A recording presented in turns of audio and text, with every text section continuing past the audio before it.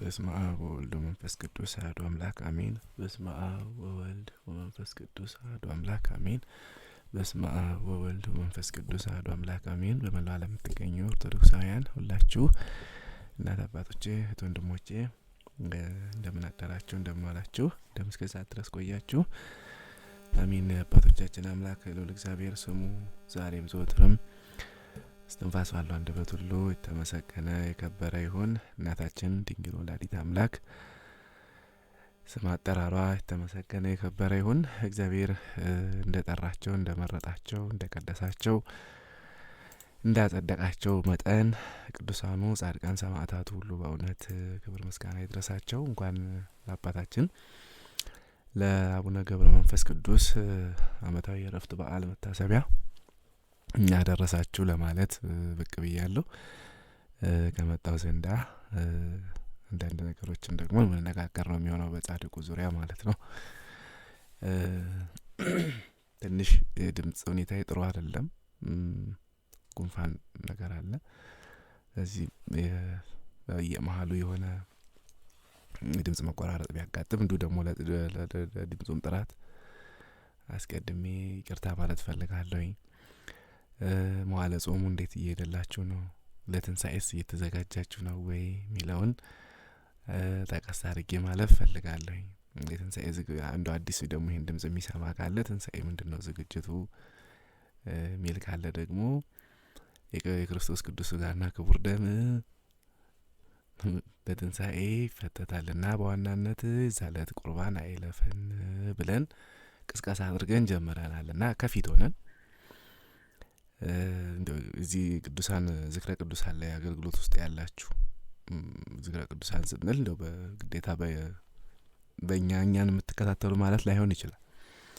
በእውነተኛው የኦርቶዶክስ ተዋሕዶ ሃይማኖት መስመር ውስጥ ያላችሁ ማለት ነው።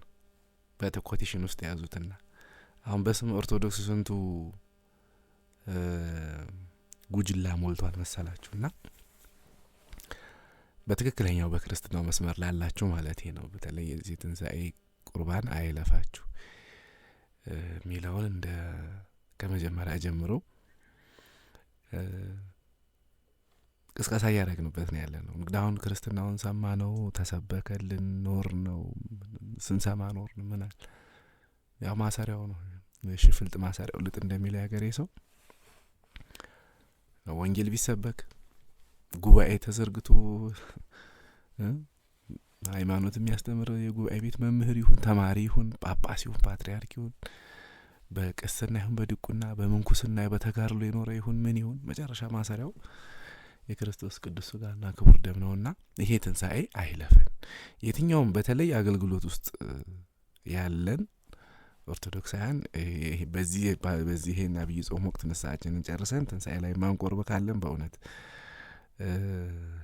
በጣም ያሳዝናል። እንትን እንግዲህ ከፊት በተለይ የቅዱሳን ዝክረ ቅዱሳን ላይ ያላችሁ የቅዱሳንና አገልግሎት የምትደግፉ ያላችሁ የዓላማውን ተሳታፊዎች ይሆናችሁ በሙሉ ሁሌ ዓመቱ ሙሉ እውነተኞቹ መምህራን በዚህ ጉዳይ ላይ ሲጮሁ፣ ሲያስተምሩ፣ ሲመክሩ፣ ሲዘክሩ ነው የኖሩት።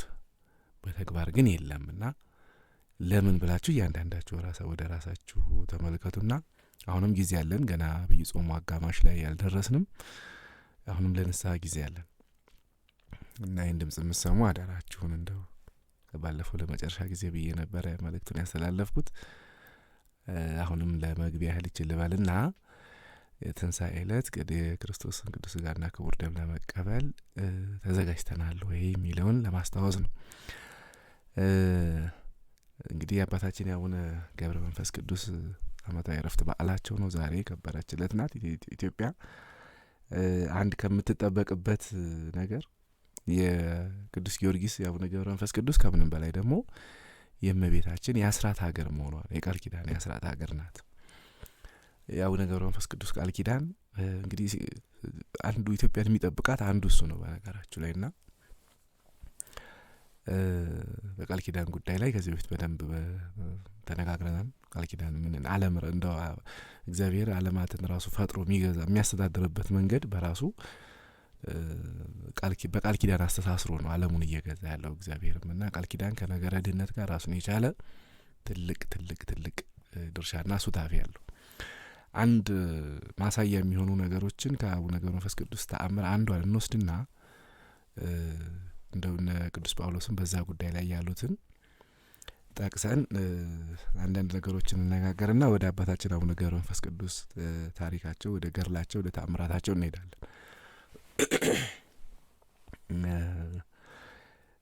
እንደው ከየትኛው ልጀምርላችሁ? እንግዲህ አባታችንን ታሪክ ወደ በኋላ ላይ ተአምሩን አመጣዋለሁ። ከዛ በፊት ግን ቅዱስ ጳውሎስ ለዕብራውያን ሰዎች የጻፈው መልእክት ላይ አንድ ጥቅስ ላንብብላችሁ። ዕብራውያን 13:17 ለዋኖቻቸው ታዘዙና ተገዙ፣ እነርሱ ስሌትን እንደሚሰጡ አድርገው ይህንኑ በደስታ እንጂ በሐዘን እንዳያደርጉት፣ ይህ የማይጠቅማችሁ ነበረና ስለ ነፍሳችሁ ግን ይተጋሉ። ስለ ነፍሳችሁ ይተጋሉ የምትለዋን ያዟት። በእውነት ስለ ነፍስ አሁን አቡነ ገብረ መንፈስ ቅዱስ ቃል ኪዳናቸውን ስንነጋገር የቃል ኪዳናቸው ዋነኛ መነሻችን ወይም መዳረሻችንም ቢሆን የሚሆነው ስለ ነፍሳችን ነው የሚተጉት ቅዱሳን እና ስለ ነፍሳቸው ይተጋሉ ይላል። ይችን ቃል ያዟት። ዕብራውያን 13:17 ቅዱስ ጳውሎስ ለቅዱሳኑ ሲናገር መቼስ እንደው የቅዱስ ጳውሎስ ያልሄደበት የክርስትና ክፍል ያልሰበከው የለም። የቅዱሳንም ታሪካቸውን ብሉይ ኪዳን ላይ ያሉትን በሙሉ ዘርዝሮ እኮ መጨረሻ ላይ ስለነከሌ እንዳልተረክ ጊዜ ያጥርብኛል አለ። ያችሁ ጊዜው ቢኖረው ሁኔታዎች ቢፈቅዱለት ኖሮ ገድለ ቅዱሳንን ገድለ ጻድቃንን ይጽፍ ነበር ማለት ነው ቅዱስ ጳውሎስ። እና እዛው ዕብራውያን መልእክት ላይ 6:10 ላይ ምን ብሏል? ከዛ አስቀድሞ እግዚአብሔር ቅዱሳንን ስላገለገላችሁ አሁንም ስለምታገለግሏቸው ቅዱሳንን ማለት ነው እናንተ ያንን ያደረጋችሁትን ስራ ለስሙም ያሳያችሁትን ፍቅር ይረሳ ዘንድ እግዚአብሔር አመፀኛ አምላክ አይደለም ይላል። እዚህ ቅዱሳንን ማገልገል በምንድን ነው? እንግዲህ ለድምፁ እንትን ይቅርታ፣ ጉሮሬ ልክ አይደለም፣ በየመሀሉ ይቆራረጥባችሁ ይቅርታ። እኛ ቅዱሳንን ስላገለገላችሁ፣ ትናንት ስታገለግሉ ለነበራችሁ፣ ወደፊትም ስለምታገለግሏቸው እና ለቅዱሳኑ ያደረጋችሁትን ነገር እግዚአብሔር አይረሳም፣ ዋጋችሁን የእነሱን ዋጋ ታገኛላችሁ በቃል ኪዳኑም ብሏል አይደል? ጻድቅን በጻድቅ ስም የተቀበለ ሲል እኮ አቡነ ገብረ መንፈስ ቅዱስን ጻድቅ ናቸው፣ በጻድቅነት እሳቸውን የተቀበለ የጻድቁን ዋጋ ያገኛል ነው የሚል፣ ከርስታቸው ይገባል። ያ ማለት ምን ያህል ለትውልዱ እግዚአብሔር አሳቢ፣ ቸር፣ ይቅር ባይ፣ ምሕረቱ የበዛ አምላክ መሆኑን አቡነ ገብረ መንፈስ ቅዱስ በስንት ተጋድሎ ያገኙትን ዋጋ እኛ ስማቸውን ጠርተን በስማቸው ባደረግነው ነገር ርስታቸውን እንወርስ፣ በእሳቸው ከገቡባት ርስት እኛም እንገባለን እና የእሳቸውን ዋጋ ከፍዬ አይደለም ያለው አሁን ጌታችን። ጻድቅን በጻድቅ ስም የተቀበለ የጻድቁን ዋጋ ሲል የአቡነ ገብረ መንፈስ ቅዱስን ግማሽ ዋጋ፣ ሩብ ዋጋ፣ 10%፣ 5%፣ 1% አላለ። የአቡነ ገብረ መንፈስ ቅዱስን ዋጋ አያችሁ ቸርነቱ።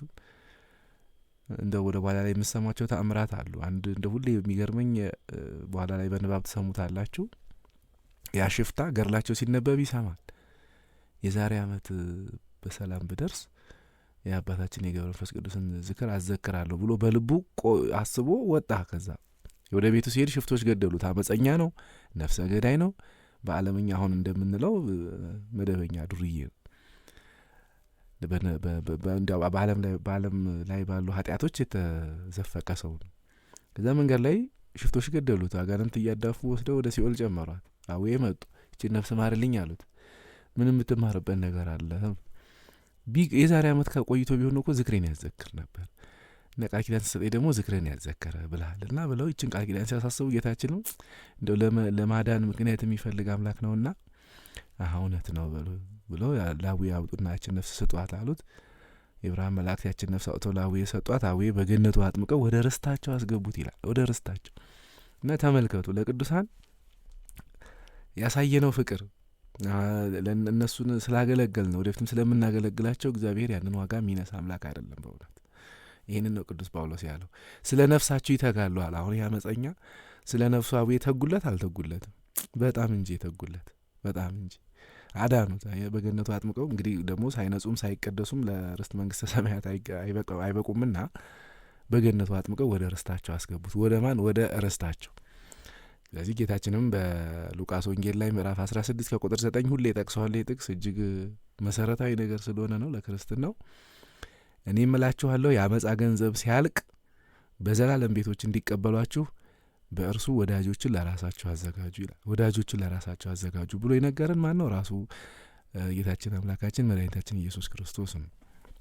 ወዳጆችን አዘጋጁ ያለን ነው። ስለዚህ አቡነ ገብረ መንፈስ ቅዱስን ወዳጁ አድርጎ በስማቸው ዘክሮ ገድላቸውን እያነበበ በየበዓላቸው መልካቸውን እየደገመ በስማቸው እየዘከረ ቤተክርስቲያናቸውን እያሰራ አቅሙ ካለው ደግሞ በስማቸው እየመጸወተ ቢያደርግ አቡነ ገብረ መንፈስ ቅዱስን ወዳጁ አድርጓልና ቅዱስ ጳውሎስም እንዳለው በእውነት እነሱን ስላገለገልን ያሳየነውን ፍቅር እነሱን ስላገለገልን ያደረግነውን ነገር በሙሉ እግዚአብሔር የሚረሳ አምላክ አይደለም። ዋጋቸውን የእነሱን ዋጋ ለእኛ ይሰጣል። እንግዲህ በወንጌሉም እስከ ቀዝቃዛ ውሃ ድረስ ብሎ አይደል ቃል ኪዳን ሲሰጥ። ስለዚህ እስከ ቀዝቃዛ ውሃ ድረስ በስማቸው ብናደርግ ያንን ዋጋ የሚረሳ አምላክ አይደለም። ስለዚህ ወዳጆችን ለራሳችሁ አዘጋጁ በዘላለም ቤቶች እንዲቀበሏችሁ ብሎ ራሱ ጌታችንም ሉቃስ 16 ቁጥር 9 ላይ እንደተናገረ፣ ስለዚህ ቅዱስ ጳውሎስም ስለ ነፍሳችሁ ይተጋሉ እንዳለ አሁን ይህ አመፀኛ አውዬ ስለ ነፍሱ ተጉለት በዘላለም እንግዲህ በዘላለም ቤቶች እንዲቀበሏችሁ ወዳጆችን ለራሳችሁ አዘጋጁ ነው ያለው ጌታችን። መዳኛ ይሆኑኛል ዝክራቸውን አዘክራለሁ ብሎ ሲል ወዳጁ አደረጋቸው። በዘላለም ቤታቸው አቡነ ገብረ መንፈስ ቅዱስ ተቀበሉት። ስለዚህ ወንጌሉም የሐዋርያትም መልእክትም ይስማማል በዚህ ጉዳይ። ገድላቱም ድርሳናቱም ይስማማሉ። ገድላት ድርሳናት ከወንጌል ተጋጭተው አያውቁም። በመሰረቱ ያረዳድ ሁኔታና የታሪክ ጉዳይ ካልሆነ በቀር ገድል ድርሳን ከወንጌል ጋር ወንጌልን ያብራራል፣ ወንጌልን በተስፋፋ ሁኔታ ይገልጻል፣ ወንጌልን ይተረጉማል፣ ያብራራል እንጂ ገድል ከወንጌል ጋር አይቀርም። ወንጌልን እንዲያብራራ ወንጌልን እንዲያስፋፋ ወንጌልን በደንብ አስፍቶ አምልቶ እንዲያሳይ ነው እንጂ ከወንጌል ጋር እንዴት የተቃረረ ሀሳብ ይኖረዋል? በፍጹም። ያ ማለትማ ቅዱሳኑ ጻድቃኑ ከክርስቶስ ጋር ተቃራኒ ናቸው ማለት እኮ ነው በተዘዋዋሪ። ለስም አጠራራቸው ክብር ምስጋና ይግባና ቅዱስ ጳውሎስ ለዕብራውያን ሰዎች የጻፈው መልእክት ላይ ያችን ቃል ሁሉ ያስታውሳል። ስለ ነፍሳችሁ ይተጋሉ ነው ያለው። በእውነት ስለ ነፍሳችን የሚተጉ እነዚህ ወዳጆች ያደረግናቸው በዘላለም ቤት የሚቀበሉን ቅዱሳን ቃል ኪዳናቸውን አሳስበው ስለ ነፍሳችን የሚተጉ ናቸው በእውነት። ስለዚህ ይህንን ቃል ባጭሩ ውስጥ የአቡነ ገብረ መንፈስ ቅዱስ ተአምራት ላይ በደንብ ትሰሙታላችሁ። ከዚሁ ጋር በተገናኘ እንደው አንዲት እናትን አቡነ ገብረ መንፈስ ቅዱስ ያሏት እኮ ነፍስሽን በሰማይ አድናታለሁ ብለዋታል። ልጆቿ ሞተውባት ልጆቿን በተአምር ያስነሱላታል አባታችን። ልጆቹ በተአምር ከሞት ከተነሱላት በኋላ በዚህ ምድር የሞቱ ልጆችሽን ማስነሳት ብቻ አይደለም፣ በኋላም ደግሞ በሰማይ ነፍስሽን እኔ ነኝ ማድናት ብለው የነገሯት ነገር በጣም ሁሌ ይደንቀኛል በእውነት። እና እስቲ የኛውን ታሪኩ ምናልባት ገሩ ላይ በኋላ ላይ በንባብ የምትሰሙት ከሆነ አላቅም፣ ግን አሁን በእንትን ላድርገው እንደው ታሪኩን ላውሰው። የአቡነ ገብረ መንፈስ ቅዱስን ዝክር የምታዘክር አንዲት ሴት አለች። ዝክራቸውን እንድትዘክር አንድ የበቁ ጻድቅ ይነግሯታል። ያዌን ዝክር አዘክር ይሏታል። ከእለታትም አንደኛው ቀን እንግዲህ የሀገሩ ልጆች አንድ ትልቅ ገደል ስር ገብተው ተሰብስበው እየተጫወቱ ይውላሉ። ገደሉ በላያቸው ላይ ተንዶ ይወድቅባቸዋል። ሁሉም ልጆች ወዲያው ይሞታሉ። ከነዛ ልጆች ውስጥ በህይወት የተረፈ አንድም የለም። ያ ገደል ተንዶባቸው ወይም ገደሉ ተደርምሶባቸው ሁሉም የሞቱት። የእነዚያም ልጆቻቸውና ወላጆቻቸው ዘመዶቻቸው ሁሉ ታላቅ ለቅሶን አልቅሰው መጋቢት 3 ቀን ነው ይሄ የተፈጸመው። ልጆቹም ከሞቱ በኋላ እንግዲህ 3 ሰዓት በሆነ ጊዜ እዚያች አባታችንን ዝክር ታዘክር የነበረች ሴት ልጇ አብሮ አንዱ ከሞቱ ልጆች ውስጥ አንዱ የሷ ነውና ከሞት ይነሳል፣ ከተቀበረበትም ይወጣል። ፀሐይም ከመጥለቁ አስቀድሞ ወደ ቤቱ ሄዶ ከእናቱ ዘንድ ይገናኛል። ሞቶ የተቀበረ ሕፃን እናቱም ስታየው በደስታ ትጮኻለች። የሀገር ሰዎችም በዚህ ሰዓት ተሰብስበው መጥተው ሞቶና ተቀብሮ የነበረው የዚህች ሴት ልጅ እንዴት በህይወት ሊገኝ ቻለ ብለው እጅግ አድንቀው እግዚአብሔርን ያመሰግናሉ። ልጁን ስለ ሁኔታው ሲጠይቁት ልጁም ከሞት እንዴት እንደተነሳ ሲጠየቅ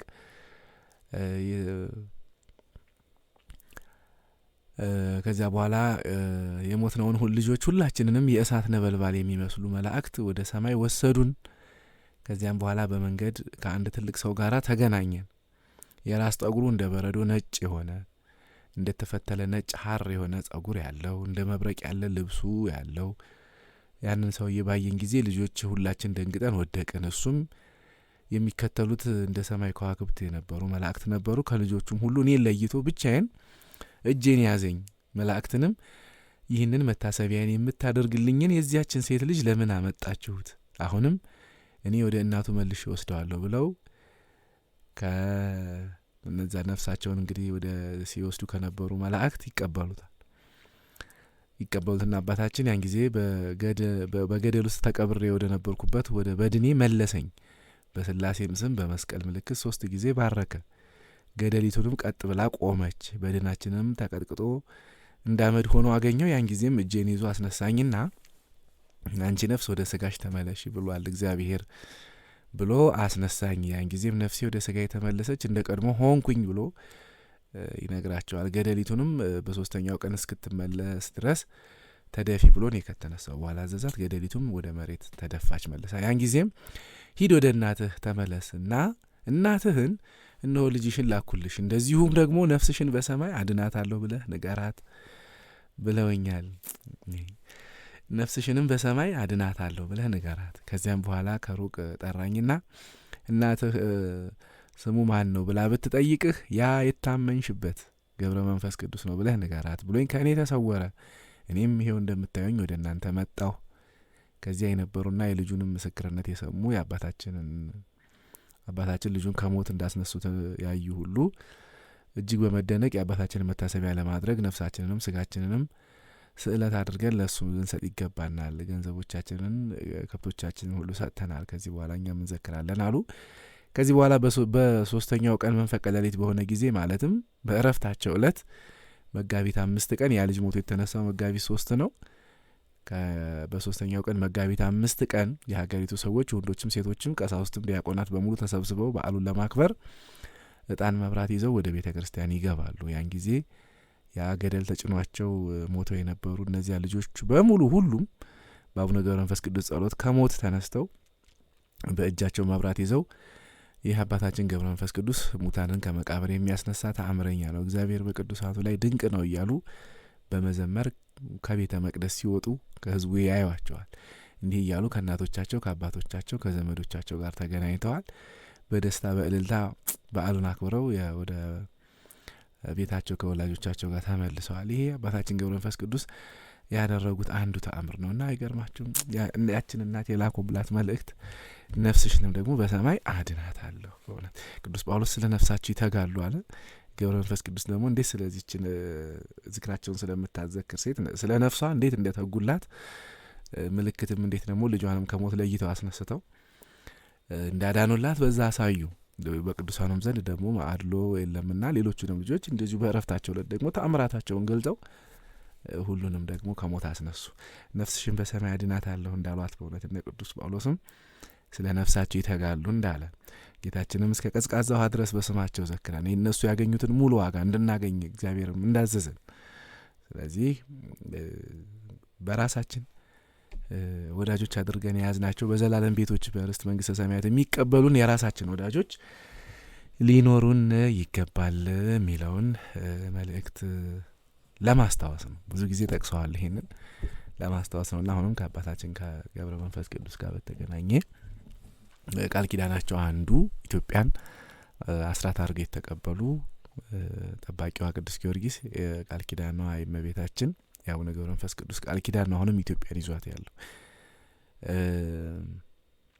የእነዚህ ቅዱሳን ቃል ኪዳን ባይኖር ኖሮ የእውነቴን ነው የምላቸው ኦርቶዶክሳውያን እንደ ኢትዮጵያ ላይ ስለተቃጣው መከራ አህዛቡ፣ መናፍቁ፣ ፕሮቴስታንቱ፣ የውስጥ ተሐድሶ፣ ቀባቱ፣ ሰይጣን አምላኪው የውጭ ኃይል ስንቱ ልንገራችሁ በእውነት እቺ ሀገር ከነ ሶሪያ ከነ የመን በፊት በጠፋች ነበር እና የእነ አቡነ ገብረ መንፈስ ቅዱስ ቃል ኪዳን የጠበቃት ይሄን አትጠራጠሩ ኦርቶዶክሳውያን። 100 ዓመት ለኢትዮጵያ ገና ኢትዮጵያ ሲመጡ እኮ አባታችን የኢትዮጵያ ሕዝብ ኃጢአታቸው አዩት። ሕዝቡ ምን ያህል በሰይጣን ስር እንደዋለ እንዲሁ አይተው አዘኑላቸው ይላል። ጌታችንም አይተው አዘነላቸው አይደለም የሚለው። አሁንም ቢሆን መናፍቃን እንደዛ አይታችሁ ሀዘን አይሰማችሁ? ሁሌ የምለው የተራቆተ ጸጋ መንፈስ ቅዱስ የተለየው አጋንንት እንደሰፈሩበት በደንብ ያስታውቃል እኮ ፊታቸው። እንዲህ ዝም ብላችሁ ይዩት እስቲ መናፍቃኑና አይተው አዘነላቸው እንዳለ ጌታችንም አባታችን ገብረ መንፈስ ቅዱስም ኢትዮጵያውያንን ሲያዩዋቸው በሰይጣን አሽከላ ስር የተያዙ ሆነው አዩአቸው በአምልኮ ተጣዖቱ በምኑ ስለዚህ እነዚህን ህዝቦች ማረልኝ ብለው መቼስ ከውጭ መጥቶ ስለ ኢትዮጵያ ህዝብ ያልጸለየ ጻድቅ አታገኙም። እዚህ ኢትዮጵያ ሲመጡ ህዝቡን ባህሪያት ተይዞ አዩት። ስለ የኢትዮጵያን ህዝብ ማረልኝ ብለው እንግዲህ ዝቋላ ላይ እዛ ባህር ውስጥ ገብተው 100 ዓመት ተዘቅዝቀው ነው የጸለዩት። የሚያስችላቸው እግዚአብሔር ነው እንጂ አንድ ደምና ስጋ ያለው ፍጡር 100 ዓመት ተዘቅዝቆ ባህር ውስጥ መጸለይ አይችልም። የሚያስችል ግን እግዚአብሔር ነው። ቅዱስ ጳውሎስ እንዳለ በእውነት ይሄንን የሚያደርገው በእኔ ያደረው ክርስቶስ ነው እንጂ እኔ አይደለሁም አለ ቅዱስ ጳውሎስ። እኔ አይደለሁም፣ ነገር ግን በእኔ ያደረ ክርስቶስ ይሄን አደረገ ይላል። ስለዚህ ክርስቶስ ያደረበት የቅዱስ ጳውሎስ ሰውነት ልብሱ እንኳን ድውይ መፈወስ ይችላል፣ ክርስቶስ ያደረበት ሲሆን ነው። ስለዚህ ጌታችንም እኔ በሱ አድራለሁ እሱም በእኔ ይኖራል እኔም በሱ እኖራለሁ ያለው ማረፊያው ሆኖ የሚያገኘው ሰውነት ያ ማለት በቅዱስ ቁርባኑ የተዋሃደው ክርስቶስ።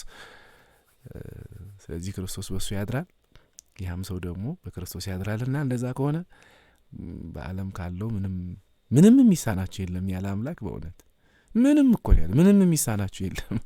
የእሱ ማደሪያ ከሆነ እኮ ምንም የሚሳን ነገር የለም። ብናስተምር አንደበታችን፣ ህይወቱን ብንኖረው በህይወታችን፣ የትኛውንም አገልግሎት እንኳን እንሳተፍ ብንል የእምነታችን ጽናት እና እግዚአብሔር ማደሪያ ሆነን ከተገኘን ተአምር ማድረግ ሁሉ ቃል ለሚያምን እንደ ሁሉ ይቻላል እንዳለውና ስለዚህ ባጭሩ ላስታውሳችሁ የፈለኩት አባታችን ገብረ መንፈስ ቅዱስ ኢትዮጵያን ህዝብ እንደዛ አርገው ሲያስመሩ በቃል ኪዳናቸው እና የጥቅምት 5ቱን ብታዩት ሙሉ ቃል ኪዳን የተቀበሉበት ጥቅምት 5 ነው። እዛ ላይ በደንብ በዝርዝር ይጠቅሰዋል። እኛ ኢትዮጵያውያን በሳቸው ቃል ኪዳን ተጠብቀን እንዳለን፣ ነገ ደግሞ እነ ቅዱስ ጊዮርጊስ ዝም ብሎ አይመጡም፣ ሰማዕታት ይመጣሉ። ኦርቶዶክሳውያን አትጠራጠሩ፣ በዚህ ብዙ የጦር ወሬ ተሰሙ ዘንድ አላችሁ ብሎ ጌታችንም እንዳለ አሁን ከዚህ በኋላ ምን ሰማይ የጦር ወሬ ብዙ ነው፣ በጣም ብዙ። የውጭ ጦር ሁሉ ገብቶ ተርመስምሶ ወጥቶ ሁሉ ቤተ ክርስቲያናት ሲቃጠሉ፣ ገዳማት ሲወድሙ፣ ክርስቲያኖች ሲጨፈጨፉ ገና ብዙ ነገር እናያለን ከፊታችን። ያ ሁሉ ሲሆን ግን መጨረሻው እንግዲህ እግዚአብሔር አሁን ነው ማብቂያው ጊዜ ብሎ ሲል እነ ቅዱስ ጊዮርጊስ ይመጣሉ፣ አትጠራጠሩ። ትናንት እነ ዲዮቅልጥያኖስን ያጠፉት እነ ቅዱስ ጊዮርጊስ ናቸው፣ እነ ቅዱስ ሚካኤል ናቸው። የአስራት ሀገራቸውን የሚተው እንዳይመስላችሁ። ምድራዊውን ኃይል ተውት፣ ሰማያዊ ኃይል ይጠብቀናል። ኦርቶዶክሳውያን አትጠራጠሩ፣ በዚህ ብቻ ንስሐ ግቡ፣ ክርስቶስ ይደርባችሁ፣ ቅዱስ ሥጋውን ክቡር ደሙን ተቀበሉ፣ ንስሐ ግቡ፣ ተዘጋጁ። ብንሞት የክርስቶስን መንግስት ዘላለማዊ ርስቱን እንወርስበታለን፣ ብንኖር ደግሞ የሀገራችንንም ትንሣኤ እናፍቃለን እና እናይበታለን። በእውነት ብቻ ንስሐችሁን ተወጡ፣ ቅዱስ ቁርባና ተቀበሉ፣ አይለፋችሁ የትንሣኤውና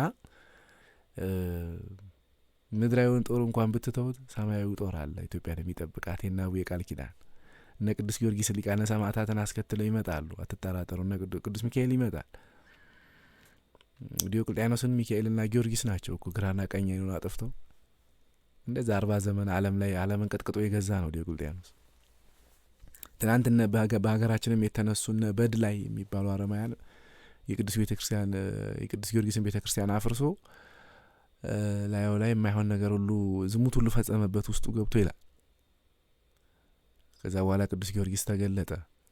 የኢትዮጵያንን ጦር ከፊት እሱ እየመራቸው ሄደው እነዛን አረማውያን ድምጥማጣቸውን ያጠፉታል። ነገሩ ላይ በደንብ ታሪኩ በድላይ የሚባል አረማዊ ንጉስ ተነስቶ ነበር እና ቅዱስ ጊዮርጊስ የሚተዋት እንዳይመስላችሁ ይችን ሀገር የአድዋን በዓል አከበርን አይደል? ስለ አድዋ ሲነገር በደንብ የቆዩ እንትኖችን ስታየው አሁን ጣሊያኖች ጭምር ድረስ የሚመሰክሩት እውነት ነው።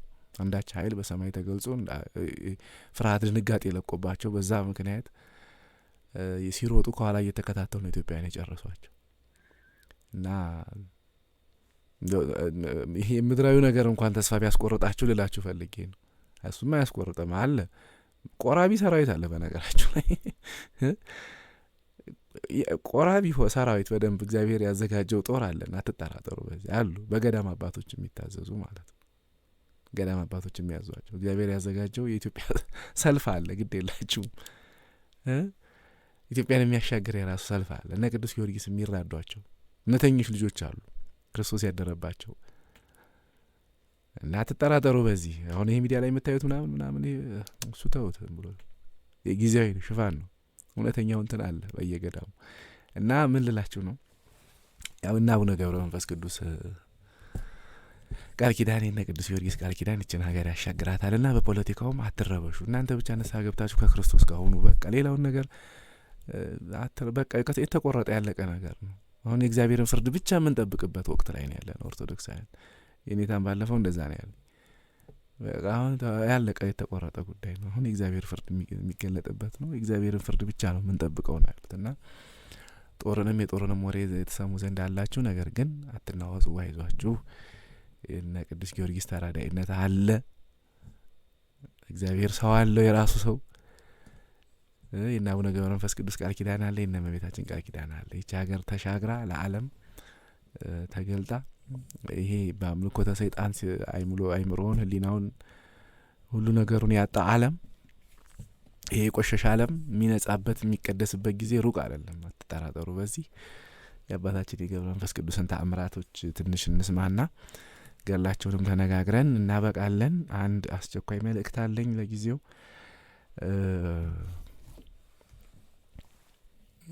የመጀመሪያው መጋቢት 10 ግሸን ላይ መጽሐፍቶች ከየገዳም እንዲመጡ አሁንም መልእክት መጥቷል።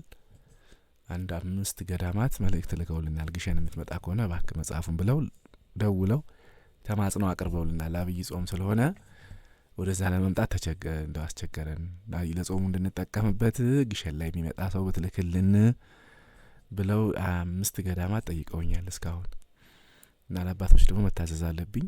ከቻልኩ ራሴ ወስጄ ለመጋቢት 10 ማለት ነው።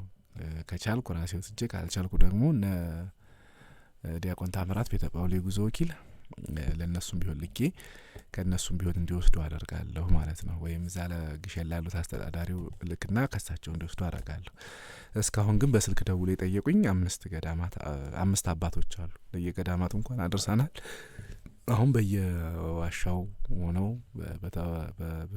በተጋሩ ያሉ አባቶች ናቸው አሁን እየጠየቁ ያሉትና በምትችሉት ዋጋ አቅማችሁ በፈቀደ መጠን ስመ ክርስትናቸውን ስጡኝ። ክርስትና ስማቸውን እየጻፍኩ ለነዛ አባቶች የማደርስላችሁ ነው የሚሆነው። አስቸኳይ ነው። ለመጋቢት 10 ነው። ዛሬ መጋቢት 5 ነው።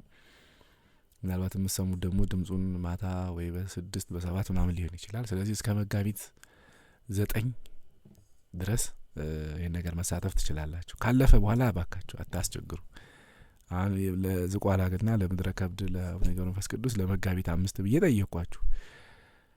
ትናንትና አሁን ራሱ ስትል ላክልን በዱቤ በወደፊት እንከፍላለን ላክልን እያላችሁ ስትሉኝ ነበር። አሁን መጋቢት 5 ላይ ላክልኝ ብላችሁ ለማን ነው መልክላችሁ? እኛ እንደዚህ ቀኑ ካለፈ በኋላ እንትን አትበሉ።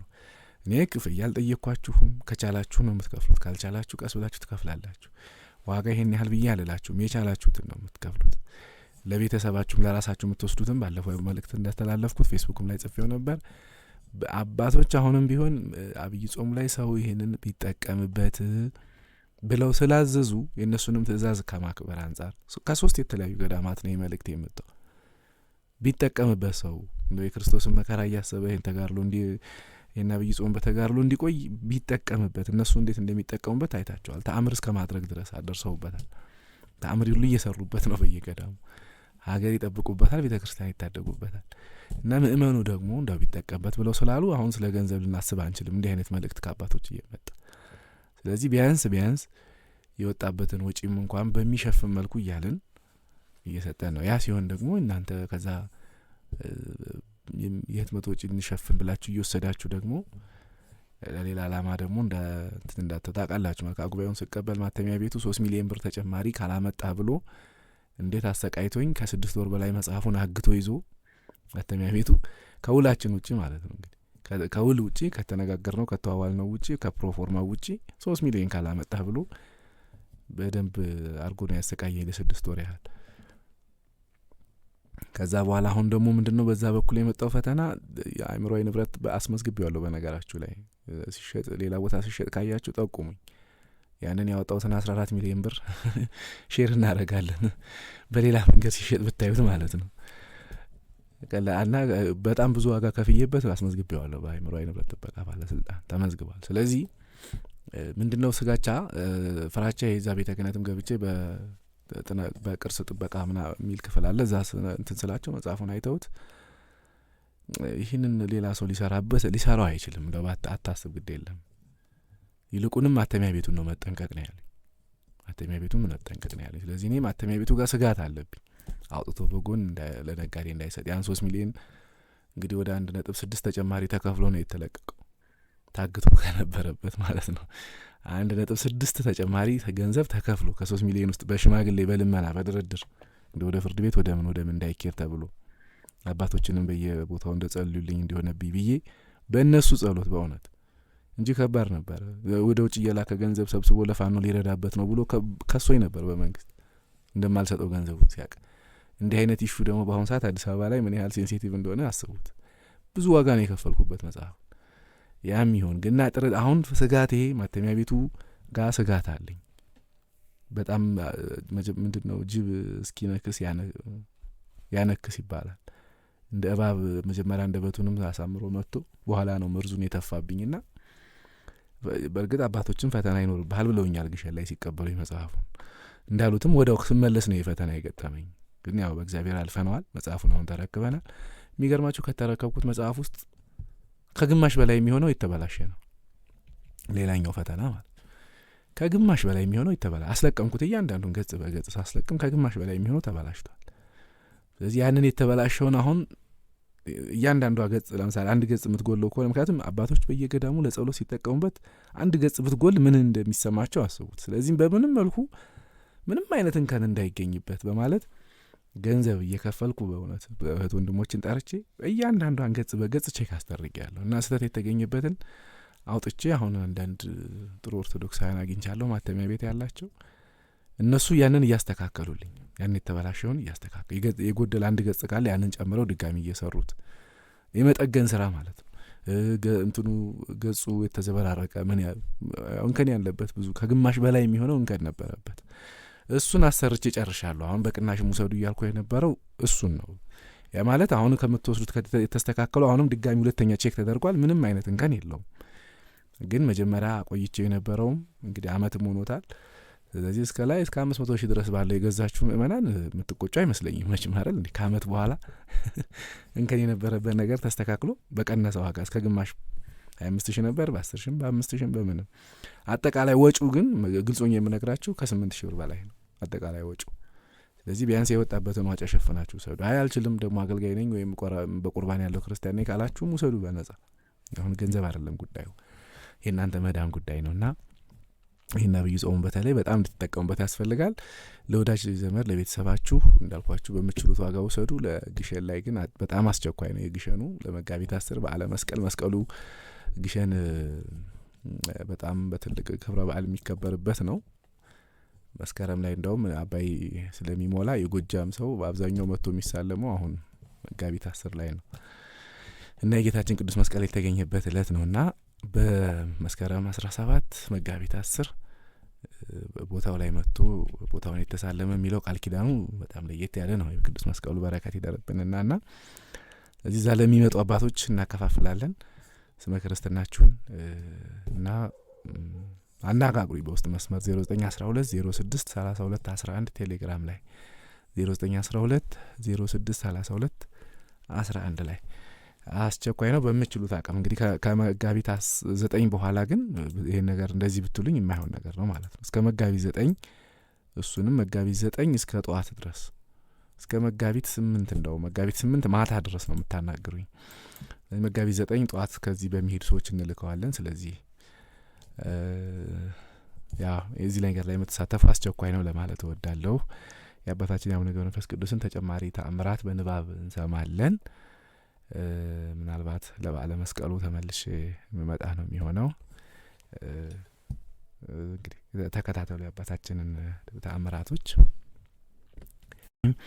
በስመ አብ ወወልድ ወመንፈስ ቅዱስ አሐዱ አምላክ አሜን። ገድለ ብፁዕ ወቅዱስ አቡነ ገብረ መንፈስ ቅዱስ።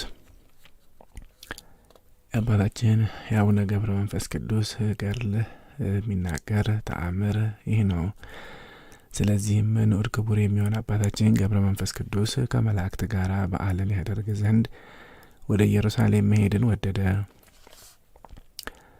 ከሰባቱ የመላእክት አለቆች ጋራ ሕዝብህን ማር፣ ይቅር በል፣ የአገልጋዮችህን ቃል አትርሳ እያሉ ሲለምኑ በሰማ ጊዜ አባታችንም በዳዊት መዝሙር እንደ እነርሱ ቆሞ ይጸልያል። አቤቱ በጽዮን ለአንተ ምስጋና ይገባል፣ በኢየሩሳሌም ጸሎት ለአንተ ይቀርባል። ወደ አንተ የሚቀርበውን የፍጥረትን ሁሉ ልመና ስማ እያለ ከመዝሙር 64 ላይ ያለውን ይጸልያል።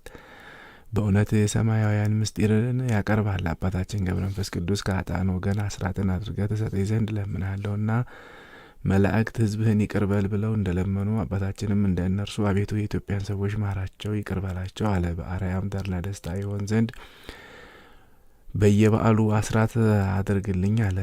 ስለ ጻድቃን የምለምንህ አይደለም ስለ ኃጥአን ነው እንጂ።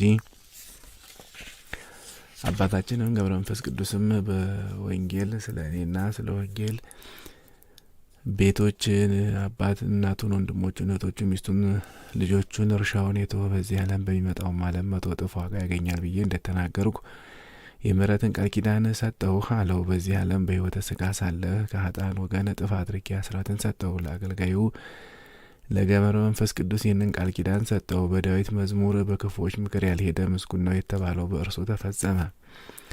በእውነት አባታችን በክፉዎች ምክር አልሄደም፣ የኃጢአተኞችንም መንገድ አልተከተለም። ፈጽሞ ራቀ እንጂ እንደ አንበሳና እንደ ነብር ዱር ለዱር ዞረ። ከዘባቾች ጋር አልተቀመጠም፣ በፍቅራቸውም አልተሳበም። በመዓልትም በሌሊትም ሁል ጊዜ ተግቶ ሲጸልይ ኖረ እንጂ የዳዊትም መዝሙርም ሲያነብ ኖረ እንጂ።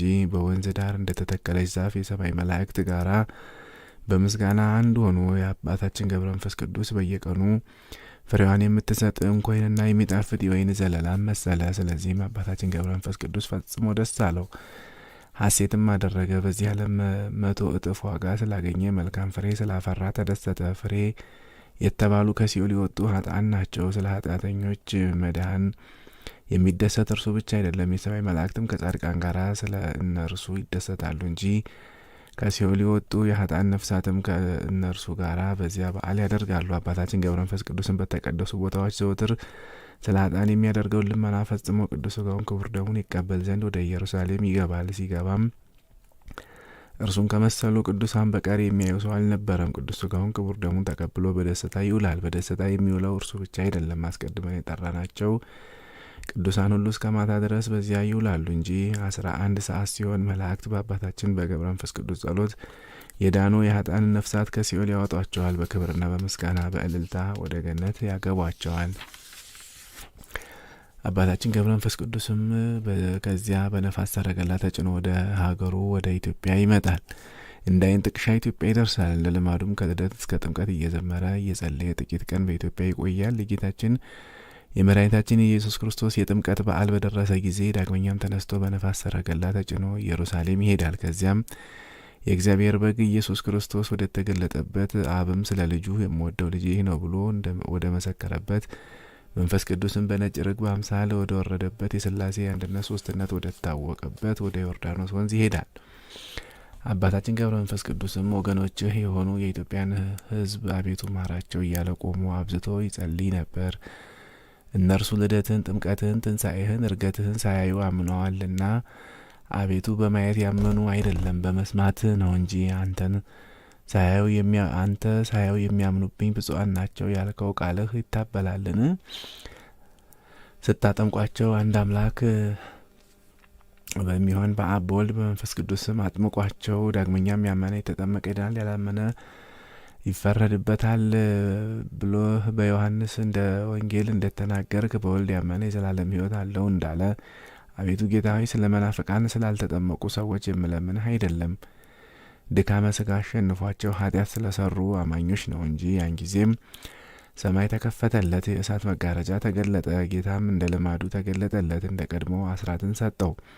መላእክትም ይህንን ሰምተው ደስ ብሏቸው አመሰገኑ። የኃጥአንን ነፍሳት ይዘው የዘላለም ሕይወት ወዳለበት ወሰዷቸው። አባታችን ገብረ መንፈስ ቅዱስም እንደ እርሱ ካሉ ቅዱሳን ጋራ ቅዱስ ሥጋውን ክቡር ደሙን ይቀበል ዘንድ ደስ እያለው ወደ ኢየሩሳሌም ሄደ። አስቀድመን እንደተናገርን ቅዱስ ሥጋውን ክቡር ደሙን ተቀብሎ ከዚያ ዋለ። ከዚህም በኋላ በሰላም ወደ ሀገሩ ወደ ኢትዮጵያ ተመለሰ። ዳግመኛም በሲኦል ስለቀሩ ኃጥአን ሲጸልይ ኖረ። የፋሲካ በዓልም በደረሰ ጊዜ ዳግመኛ እንደ ልማዱ ወደ ቀራንዮ ሄደ። በዚያም ለከበረ መስቀሉ ሰገደ። ጌታዬ ፈጣሪ ሆይ የኢትዮጵያን ሰዎች ማርልኝ ብሎ ጸልየ።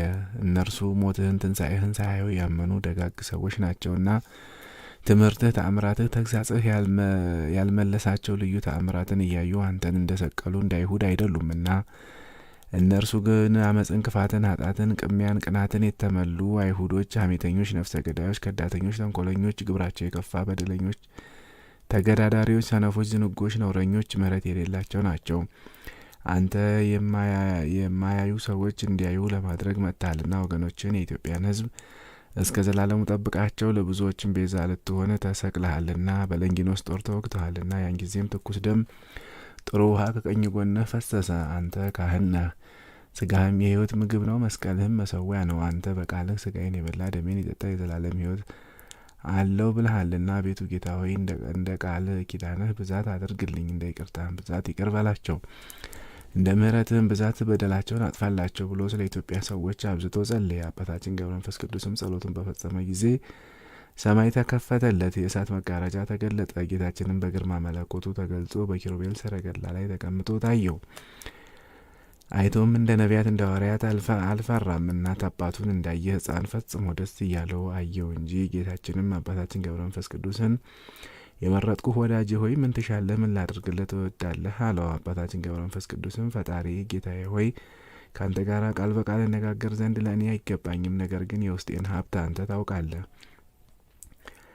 የቸርነትህን ስራ አንተ ስራልኝ፣ የኢትዮጵያን ሰዎች ሁሉ ማርልኝ አለው። ጌታችንም አባታችን ገብረ መንፈስ ቅዱስን ስለ ድካምህ በእነርሱ ምክንያት ስላደረግከው ስለ ገርልህ ብዛት የኢትዮጵያን ሰዎች ማርኩልህ፣ አስራት እንዲሆኑህ የኢትዮጵያን ሰዎች ማርኩልህ። የቁጥራቸውን መጠን 60 እልፍ ነው። ከዚህ በኋላ ጌታችን ኢየሱስ ክርስቶስ የመረጥኩ ወዳጄ ገብረ መንፈስ ቅዱስ ሆይ ከአንተ በፊት ለነበሩ ያደረግሁት መልካም ነገር ለአንተ አደረግሁልህ። ከዚህ ዓለም በምትለይበት ጊዜ መታሰቢያህን ዝክርህን ላደረገ ሰው የምሕረት ቃል ኪዳን ሰጥሃለሁ። ዝክርህን የሚያደርገውን ብቻ የምምርልህ አይደለም፣ እስከ 15 ትውልድ ድረስ እምርልሃለሁ እንጂ ለወዳጄ ለኪሮስ እንደሰጠሁት ለአንተም ቃል ኪዳኔ 3 እጥፍ ይሁን አለው። ዳግመኛም የብርሃን መላእክት ስጋህን እንዲገንዙት አደርጋለሁ አለው።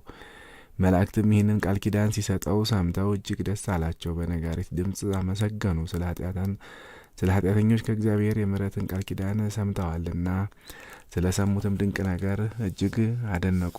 የአባታችን የአቡነ ገብረ መንፈስ ቅዱስ ጸሎታቸው በረከታቸው ከሁላችን ሕዝበ ክርስቲያን ጋር ለዘላለሙ ጸንቶ ይኑር አሚን።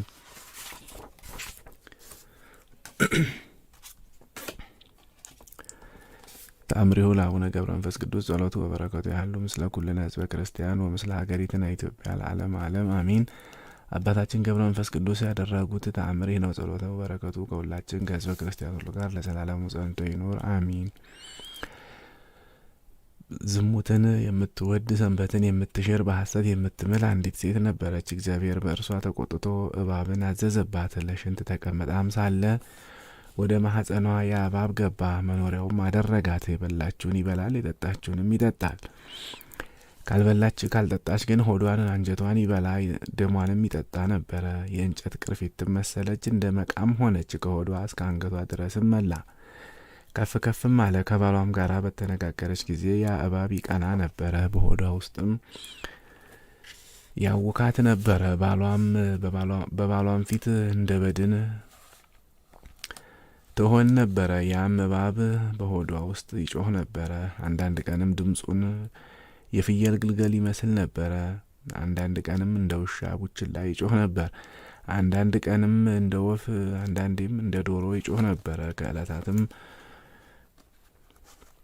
በአንደኛው ቀን ባለቤቷ ጠጅ ጠጥቶ ሰክሮ መጥቶ አነጋገራት። እርሷን በሕያው እግዚአብሔር አምዬሃለሁ፣ አትንካኝ፣ አትቅረበኝ፣ በድንን ትገናኛለህን? በቀደም ኃጢአት እግዚአብሔር እንዲህ ላለ ደዌ አሳልፎ ሰጠኝ። እንዲህ እያለችው በግድ ተገናኛት። ያም እባብ መጥቶ አባለ ዘሩን ቆረጠው። ያም ሰው ወዲያው ሞተ። ያችም ሴት እስከ 7 ዓመት በእንዲህ አይነት ሁኔታ ኖረች። ከ7 ዓመት በኋላም ከሩቅ አገር አንድ ጻድቅ ሰው መጣ። ያ እባብ በሆዷ ሞልቶ አየው። ያችም ሴት በቀደም ኃጢአቷ እንደታመመች እግዚአብሔርንም እንዳሳዘነችው ለዛ ባህታዊ ተናገረች። ያም ጻድቅ ሰው የገዳማዊ አባታችን የገብረ መንፈስ ቅዱስን ዝክር መታሰቢያ አደርጋለሁ ብለሽ ስዕለት ተሳይ፣ ገንዘብሽንም ሀብትሽንም ለእርሱ ስጪ ትድኛለሽ አላት። እርሷም እሺ ብላ እሰጣለሁ አለችው። መታሰቢያውንም አደርጋለሁ አለችው። ያም ጻድቅ ሰው ከእርሷ ተለየ። ያችም ሴት በዓሉ እስከሚደርስ ድረስ በተስፋ ኖረች። መጋቢት 5 ቀን የአባታችን መታሰቢያ ዝክሩን አደረገች። ድሆችን ጦም አዳሪዎችን አጠገበቻቸው። ለቤተ ክርስቲያንም ዕጣኑን መብራቱን ሰጠች። በዚያች ሌሊትም አባታችን ገብረ መንፈስ ቅዱስ እየሰማች እርሷ ወዳለችበት ቤት መጣ። አልተኛችም ነበረና የቤቷም ሰዎች ይሰሙ ነበረ። በቤቷ በር ቆሞ አንተ እባብ ከዚች ሴት ውጣ፣ ወደ መኖሪያ ሂድ፣ እግዚአብሔር ቀድሞ እንዳዘዘ አፈርህን ብላ አለው። ያም እባብ ቀድሞ በገባበት ወጥቶ ምድርን መላ። አባታችንም ከእርሷ ተሰወረ። ያችም ሴት የሀገሩን ሰዎች ጠራቻቸው። ተሰብስበውም ያንን እባብ ገደሉት። ቁመቱም 5 ክንድ ያህል ነበረ። የሀገሩ ሰዎችም ሁሉ ይህን አይተው እጅግ አደነቁ። የአባታችንን ዝክሩንም አደረጉ። ያቺ ሴትም ሌላ ባል አግብታ 7 ልጆችን ወለደች።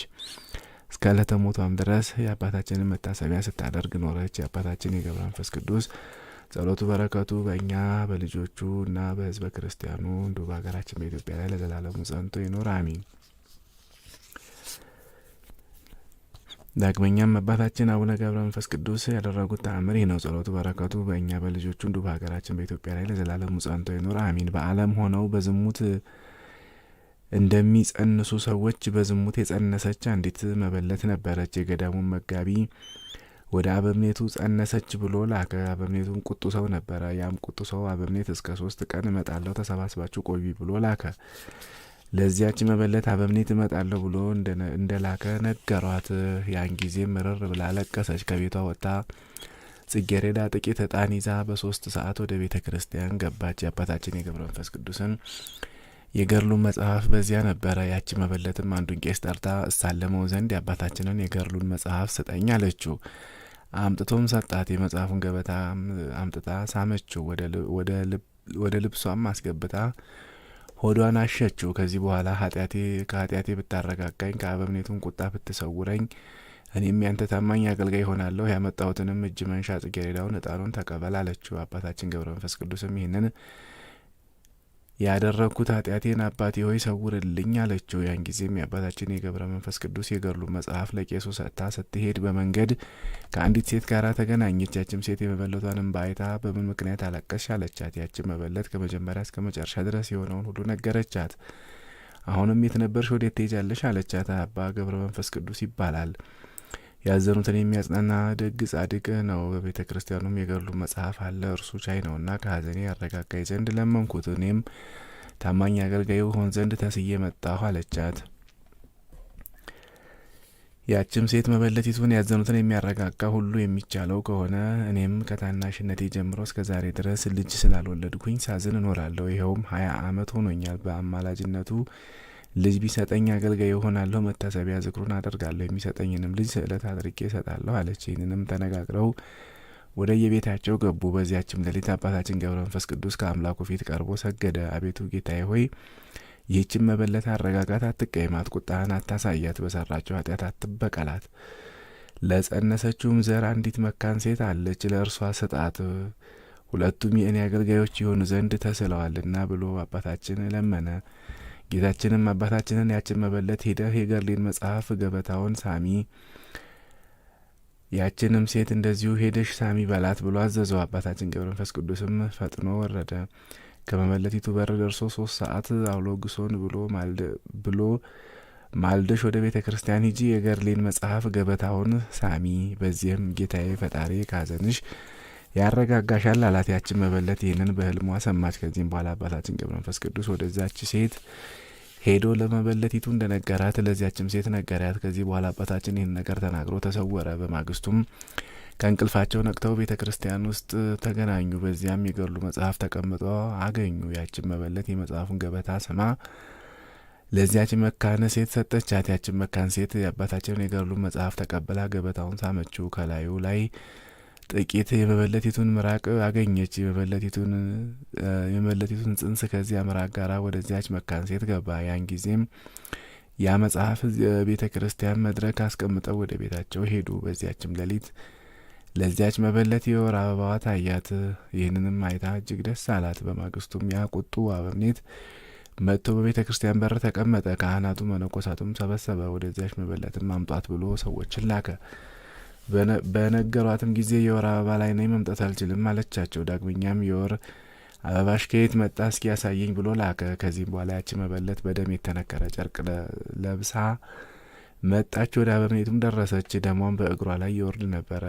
ያም አበምኔት የቦታውን አለቃ ይህን ነገር ከወዴት አገኘኸው? መበለቲቱ ጸነሰች ያልከኝ ይህ ደም ከወዴት መጣ ብሎ በቁጣ ተናገረው። የቦታውም አለቃ ይህን አይቶ አፈረ፣ ምላሽም አጣ። አበምኔቱም የገዳሙን መጋቢ ገረፈው፣ እስከ ዓመት ድረስም ንስሐ ሰጠው። ለዚያች መበለት እስከ ዕለተ ሞቷ ድረስ ልብስ ቀለብ አዘዘላት። ያችም መካን ሴት በአንድ ጊዜ መንታ ወንድና ሴት ልጅ ወለደች። በጾም በጸሎት እግዚአብሔርን ስታገለግል ኖረች። ሁለቱም እስከ ዕለተ ሞታቸው ድረስ የአባታችን የገብረ መንፈስ ቅዱስን መታሰቢያ ሲያደርጉ ኖሩ።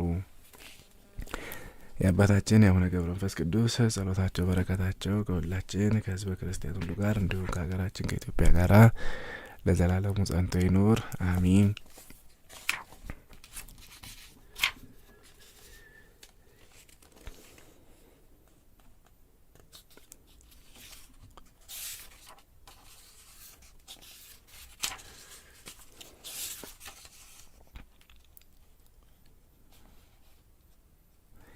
አባታችን አቡነ ገብረ መንፈስ ቅዱስ ያደረጉት ተአምር ነው። ጸሎታቸው በረከታቸው ከሁላችን ጋር ለዘላለሙ ጸንቶ ይኑር አሚን።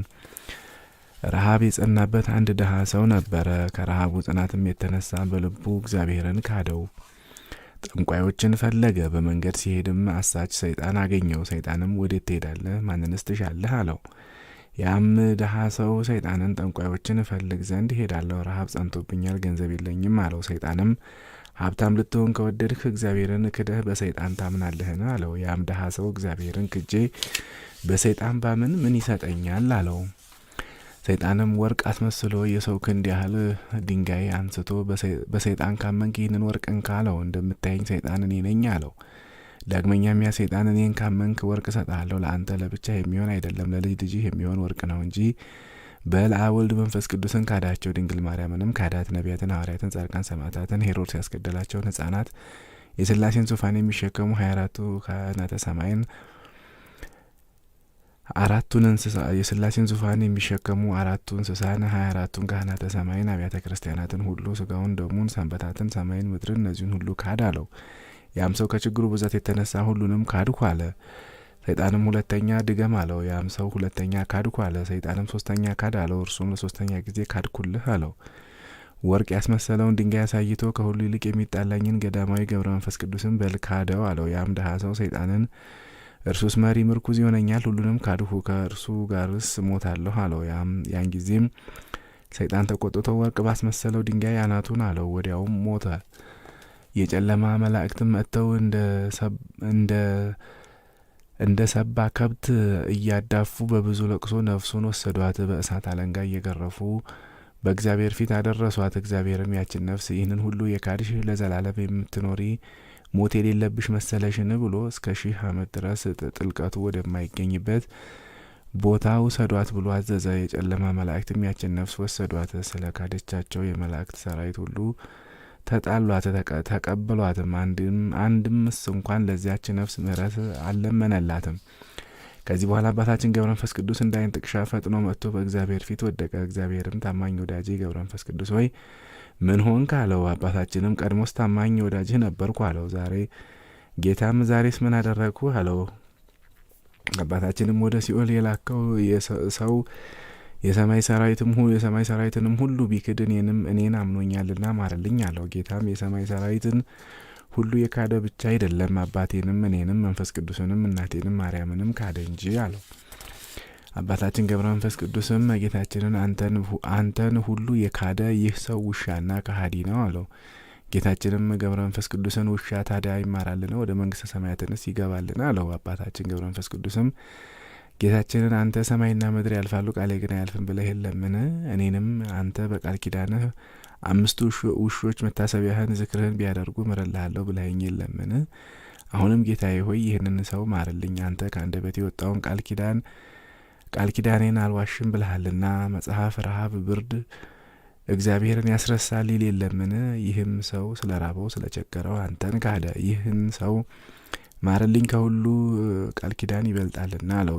ጌታችንም ሚካኤልና ገብርኤልም ፈጥናችሁ ሄዳችሁ ወደ ሲኦል ሳይጥሉት ያንን ሰው አምጡት አላቸው። አምጥተውም በእግዚአብሔር ፊት አቀረቡት። ጌታችንም አባታችንን ምን እንዳደርግልህ ትወዳለህ አለው። አባታችንም ነፍሱ ወደ ስጋው እንድትመለስ እወዳለሁ አለው።